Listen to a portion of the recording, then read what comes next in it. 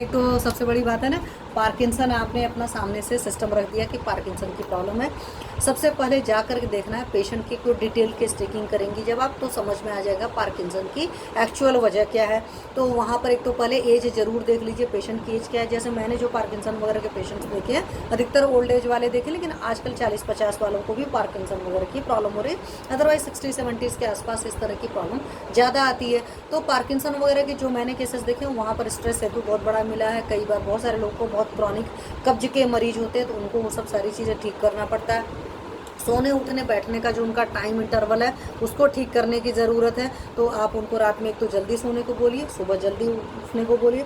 अगर कब्ज है तो आपको पता है कि वहाँ पर आपको कंपवात वगैरह है, चाहे इस तरह की सारी चीज़ें, यहाँ पर एक विरेचन जरूर दीजिए, ठीक है। हालांकि तो बोलते हैं कि लोअर एब्डोमेन में कोई प्रॉब्लम ना हो तो वोमन कराने चाहिए, और हाई अपर रीजन कोई प्रॉब्लम हो तो विरेचन कराने चाहिए। बट कंपवात क्या होती है, होल शरीर की होती है, तो वही आपको दोषों को देख करके डिसीजन लेना पड़ेगा क्या प्रोमिनेंसेस है। तो मेन तरीका तो ये है कि उनको आपको विरेचन फ्रिक्वेंट देना पड़ेगा। कौन सा विरेचन सूट करता है ये आपको देख लीजिए। अदरवाइज बेस्ट विरेचन होता है एरंड तेल जो होता है, कैस्टर ऑयल होता है, वो बहुत सेफर साइड होता है। अगर पेशेंट के अंदर बहुत ज़्यादा आम है तो पक्का सी बात है, कैस्टर ऑयल को अकेले मत दीजिए, उसको सूंठी चूर्ण के साथ दीजिए। अब यहाँ पर मात्रा में नहीं बोलूँ कि 1 ग्राम लेना, 2 ग्राम, 3 ग्राम, जो भी अमाउंट है, चिन्ना ऑयल की बताऊंगी क्यों, वो आप अपने इफ यू आर अ चिकित्सक तो अपने मरीज को अपनी युक्ति के हिसाब से मात्रा का निर्धारण आप स्वयं करेंगी। तो एक तो विरेचन जरूर कराइए। दूसरा ये है कि अगर लग रहा है नहीं बहुत ज़्यादा ही आम पड़ा हुआ है, तो उस केस में आम का पाचन भी कराना ज़रूरी है। तो आप वहाँ पर शुंठी सिद्ध जल भी दे सकती हैं, 3 दिन दे सकती हैं, 5 दिन दे सकती हैं, 7 दिन दे सकती हैं। या आम पाचक जो औषधियाँ हैं, ग्रहणीय चिकित्सा रोगाधिकार में चर्ग जी ने वर्णन किया है, आप वो सारी चीज़ें दे सकती हैं, ठीक है। तो आम का पचन कराइए। अष्टांग हृदय में एकदम क्रिस्टल क्लियर चिकित्सा का सूत्र ही लिखा है कि सबसे पहले चिकित्सा जब हम करते हैं तो दीपन पाचन उन्लोमन करते हैं, और दीपन पाचन उन्लोमन अगर आप करते हैं तो कोई सी भी बीमारी को आपने दिखाया होगा 80% सॉल्व हो जाती है। मतलब दीपनी महाकषाय के जो भी द्रव्य हैं आप उनको दीजिए, वहाँ पर भी सुनती जी। तो दीपनी महाकषाय के द्रव्य में पूरा आपका पंचकोल पड़ा है, पंचकोल का चूर्ण भी दे सकते हैं। त्रिकटु पड़ा है, वहाँ पर पिपली मूल, चव्य, चित्रक, नागर है।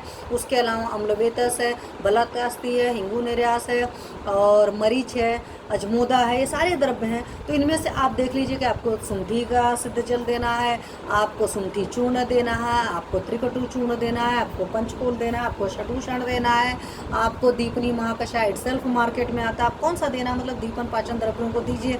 तो दीपन पाचन करना, साथ में अनुलोमन मैंने बोला, तो अनुलोमन के लिए बेस्ट मेरे हिसाब से तो कैस्टर ऑयल है। आप देख लीजिए क्या है। अगर इस तरह की चीज़ें नहीं देना चाहते हैं, देख लीजिए संप्राप्ति कफज वातज ज़्यादा है तो आप हिंगवास्टर दे सकते हैं। अगर पित्त संप्राप्ति ज़्यादा है तो अभिपत्तिकर दे सकते हैं। हर्बल प्रिपरेशंस में मैं आपको बता रही हूँ। आप रस औषधियाँ मेटेलिक प्रिपरेशंस भी देख सकते हैं, लेकिन रस औषधियों के केस में देख लीजिए कि किसी को किडनी की प्रॉब्लम होती है तो आपको मालूम है वहाँ पर पारद के कॉम्बिनेशंस नहीं देने होते। तो इस बात का आरबी प्रजापति वैद्य सर नमस्ते, इस बातों का ख्याल रखें। तो दीपन पाचन अनुलोमन एक तो ये चीज़ कराइए। तीसरी चीज़ होता है कि कहीं पर भी पार्किंसंस वगैरह हुआ तो पक्का सी बात है कि ब्रेन का कुछ ना कुछ प्रॉब्लम है, तो मेद औषधियाँ जरूर देना है। और सस्ता ट्रीटमेंट कराना चाहते हो तो ब्राह्मी तेल वगैरह जो रहता है उससे पीछू धारण करा दीजिए, मतलब एक गॉच पीस टाइप का बनाइए, उस पर रख करके आपको करा दीजिए। तो सुबह करा सकते हैं, शाम को करा सकते हैं आप।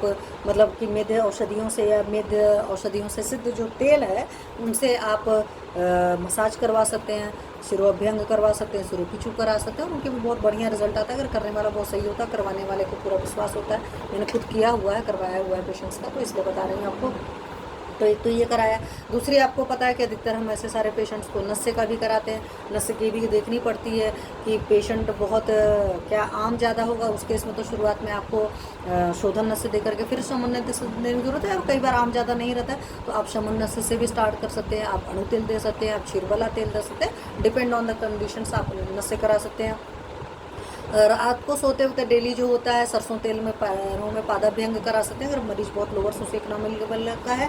अदरवाइज घृत से भी अभ्यंग करवा सकते हैं, तो उससे भी बहुत अच्छी नींद आती है। और घृत से अभ्यंग कराने का एक फ़ायदा होता है कि पित्त का शमन करता है, तो वो भी बहुत बढ़िया रिजल्ट आता है।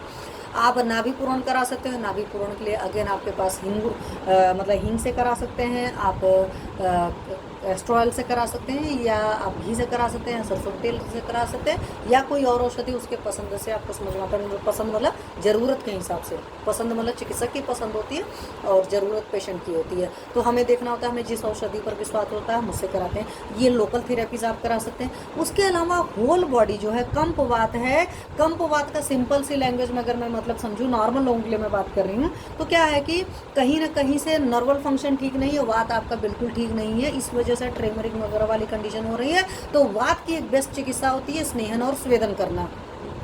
तो लोकल जिस भी ऑयल से समझ लीजिए, चाहे महानारायण तेल समझिए, चाहे जैसा भी तेल हो, जैसा भी मतलब कि उसकी कंडीशन के हिसाब से, कि सेंधवादी तेल है, क्योंकि कई बार आपको कंपवात दिख रहा है, क्या उसमें आमवात का पुट ज़्यादा है या वातरक का पुट है, क्योंकि उसके साथ में आपके पास मरीज ऐसे तुरंत तो आ नहीं जाता, उसमें बहुत सारी चीज़ों के कॉम्बो होते हैं। तो उस कॉम्बो के हिसाब से आपको पर्टिकुलर स्नेहन कराने की ज़रूरत है, स्वेदन कराने की ज़रूरत है। स्वेदन में आप सिंपल स्टीम चैम्बर में भी अपने करा सकते हो, आप दशमूल काढ़े से भी करा सकते हो, जैसी भी कंडीशन, आप निर्गुंडी वगैरह है, आप सारी चीज़ों को यूज़ कर सकते हो। आप बहुत सारे चीज़ों के द्रव्यों के बनाकर काढ़े बना लो, वार्षामक द्रव्य जो है आपको मालूम है, वेदना स्थापन वाले साथ में ऐड करके उनसे आप करा सकते हो। और स्नेहन स्वेदन का बहुत बढ़िया रिजल्ट आता है। मैं ये भी बता दूँ, मेरे पास बहुत साल पहले की बात है, एक मरीज आया जिसके साथ में कुछ इस तरह की प्रॉब्लम थी, और ऐसे चलते चलते मैं गाड़ी में बैठ रही तो उसने पूछा, तो मुझे लगा उसकी कंडीशन बहुत ख़राब थी। हमने कहा कोई बात नहीं, आप अभी ऑयल से अभ्यंग करिए, और बता दिया था उसको, कोई खास ज़्यादा नहीं, ऐसे हर सस्ता था। मैंने कहा आप करिए, अगर रिजल्ट नहीं आएगा तो मुझे बताइएगा, क्योंकि वो कम एज का बच्चा था। अधिक एज के केस में हमें उस तरीके से, और कई बार मेद तेल से भी आप स्नेहन करा सकते हैं। ठीक है, पहली बात है। दूसरी बात क्या होता है कि यहाँ पर एक सेल का दूसरे सेल से कोऑर्डिनेशन नहीं रह गया, तो आपकी जो औषधियाँ हैं, मेद औषधियों के साथ में आप एसटी मधु डाल करके दे सकते हैं। हालांकि हमारी एसटी मधु जी संधान करने में है, और 11 जगह तो देख लीजिए कहाँ कहाँ पर है, तो वहाँ से आपको एसटी मधु या एसटी मधु का तेल भी सिद्ध कर सकते हैं, एसटी मधु का घृत भी सिद्ध कर सकते हैं, ये सारी चीज़ें दे सकते हैं। अब उसके अलावा और क्या कराने की ज़रूरत है, तो स्नेह स्वेदन के अलावा अगर देखते हैं तो वात की बेस्ट चिकित्सा होती है बस्ती करने की। तो आप वातहर तेलों से आप बस्ती कर सकते हैं, मात्रा बस्ती कर सकते हैं। आप प्रॉपर, अगर ज़्यादा कब्ज वगैरह की तकलीफ है तो नीरू बस्ती दीजिए। अदरवाइज़ अगर ज़्यादा तकलीफ है कि पेशेंट नहीं अफोर्ड कर सकता, नीरू बस्ती भी थोड़ी सी कॉस्टली बन जाती है, क्योंकि अपने लोग को भी बनाने में टाइम लगता है, सारी चीज़ें होती हैं। तो वो सारे केसेस में आप पेशेंट को मात्रा बस्ती दे सकते हैं, उससे भी बहुत बढ़िया रिजल्ट हो जाता है। 2-4 सिटिंग में आराम नहीं आता, कोई मिरेकल वाला केस हो तो अलग सी बात है। अदरवाइज ये सारी चीज़ें अगर आप करते हैं तो उससे बहुत बढ़िया रिजल्ट आ जाएगा। दवाइयों के रूप में अगर और औषधियाँ देखेंगे तो आप गोल्ड की प्रिपरेशन जरूर दीजिए, क्योंकि गोल्ड जो आपका होता है वो रीजनरेट करता है। तो जो आपकी सेल्स में डैमेज है, जो जहाँ पर भी, चाहे नर्वल सेल्स की डैमेज है, चाहे बॉडी में कहीं और सेल्स की डैमेज है, उस डैमेज को रिपेयर करेगा। तो स्वर्ण सिद्ध जल दे सकते हैं आप, बृहत्वाद चिंतामणि रस दे सकते हैं आप, रसराज रस वगैरह दे सकते हैं।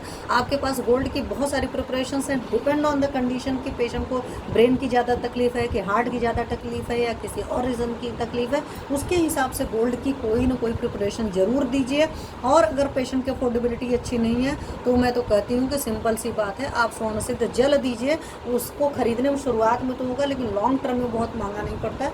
छोटा सा 24 कैरेट का गोल्ड कॉइन ले लें और उसको उबाल करके पिए। आप सिर्फ हर्बल प्रिपरेशन से भी अपने मरीज को ठीक करा सकते हैं। हाँ, स्नेहन स्वेदन जरूर करना पड़ेगा, बस्ती दे सकते हैं। और स्नेहन स्वेदन के केस में पेशेंट का जो भी स्नेहन कर रहा वो बहुत पॉजिटिव होकर, बहुत पॉजिटिव ऑरा में करें। खान पान का बहुत ख्याल रखना पड़ेगा, जो जैसा पचता है उस पेशेंट के हिसाब से, उस हिसाब से अगर आहार देंगे। घृत वगैरह जरूर रखिएगा, जैसे चाहे यूज कल्पना में भी दे रहे हो तो वहाँ पर भी मैं कहूँगी अग्नि ठीक करके थोड़ा सा घी डाल कर दीजिएगा, क्योंकि घी इटसेल्फ मेद होता है। तो अगर आप इतना सब कुछ करेंगे ठीक होगा। उसके बावजूद ma'am if you are not, लगता है कि नहीं आपको कुछ और जानने की ज़रूरत है, तो आप मेरे पर्सनल नंबर पर जो मैंने आपको बताया, दैट इज़ 9501213586, आप वहाँ पर टेक्स्ट कर सकते हैं, व्हाट्सअप कर सकते हैं, मैं आपको और बेहतर गाइड कर पाऊँगी। ठीक है, चलिए।